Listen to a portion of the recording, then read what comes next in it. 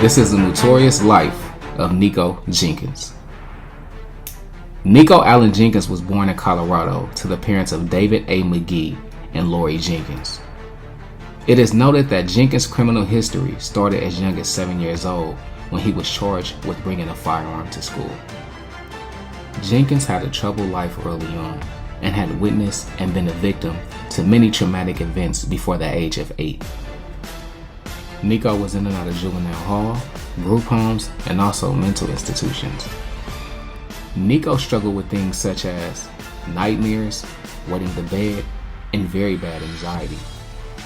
Due to the things that he was experiencing at home, he was subsequently removed and put inside foster care. Leading up into adulthood, Nikko spent majority of his time incarcerated or in mental institutions for mental health issues.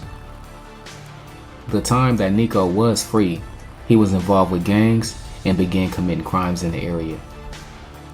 He did crimes like assault and battery, robbery, and arson. Nikko ended up getting caught up and eventually sentenced to 18 years for a carjacking that was committed when he was 15 years old.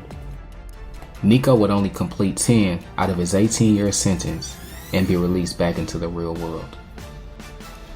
August 2013 will be one of the most bloodiest months for the history of Omaha, Nebraska. Around 5:01 a.m., a patrol officer would discover 2 bodies near a city swimming pool at 18th and F Street in the Spring Lake Park area. The 2 victims will be identified as Juan Pera and George Ruiz. Both had been executed and their pockets had been turned inside out. The men had been lured there to meet 2 women for sexual favors. Nikko's murder spree was less than 2 weeks after his release from prison. August 19th, around 1 a.m., the body of Chris Bradford was found outside a garage at 18th and Clark Street by a man returning home from work that morning. When homicide detectives showed up, they found 2 bullets inside the victim's torso. The crazy thing about the victim, Bradley, was that he had actually took a photo with Jenkins and posted it on Facebook prior to him being killed. Bradford would be the only victim familiar to Jenkins. Jenkins' 4th and final victim was Andrea Cougar, who was discovered August 21st at about 2:15 a.m. by the sheriff's deputy responding to shots being fired in the area. Her body was found lying in the road at 168th and 4th Street, with multiple wounds to her face, neck, and shoulder.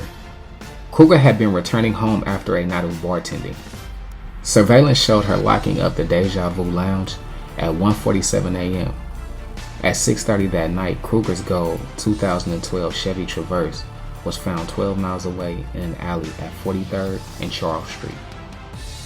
On August 30th, 2013, Jenkins was arrested on an unrelated threat charge. By then, the evidence against him had mounted. Investigators had the image of a female associate on surveillance footage at a local gun outlet buying some distinctive ammunition that was used in the murder. Additional footage had been pulled from the cameras along the route to Cougar's abandoned SUV. On the evening of September 3rd, Jenkins confessed to all 4 murders during a rambling 8-hour interrogation. Jenkins told the police that these murders were for an act of sacrifice for an Egyptian god. He was charged with 4 counts of murder following the confession.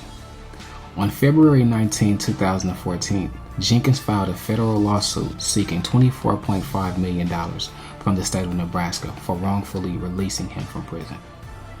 He stated that his claims of hearing voices from the Egyptian god got repeatedly ignored. In the 6-page handwritten filing, he stated that being kept in solitary confinement augmented his schizophrenia. He blamed correction officials for the 4 killings. Jenkins claimed that his problems were caused by mental illness and that he had schizophrenia, bipolar disorder, obsessive compulsive disorder, and anxiety. The judge ordered a psychiatric evaluation, and a psychiatrist concluded that Jenkins had an antisocial personality disorder and was faking psychotic symptoms. After being declared competent to stand trial, Jenkins scored 68 on an administered IQ test. Jenkins was allowed to represent himself at trial under the guidance of the advisory of his attorneys. Throughout the trial, Jenkins maintained that he acts under the command of the Egyptian god. His courtroom antics included speaking in tongues, howling, laughing, as prosecutors recounted the deaths of the victims that were killed. On April 16, 2014, Judge Peter Battalion found Nikko Jenkins guilty of all 4 murders. Jenkins was initially scheduled to be sentenced on August 11, 2014. The date was delayed indefinitely following a hearing held to determine whether he was capable of understanding death penalty proceedings against him. On July 29th, Judge Battalion ordered Jenkins to be housed at the Lincoln Regional Center Psychiatric Hospital until doctors were satisfied with his condition. Officials at the regional center refused to house Jenkins due to inadequate security, but the doctors agreed to treat him at the Lincoln prison. In May 2017, Jenkins was sentenced to death by a 3-judge panel. He was also sentenced to 450 years on weapons charges in connection with the murders. On April 20th, 2020, the U.S. Supreme Court refused to hear his appeal. This is the story of Nikko Jenkins, Mind of a Maniac.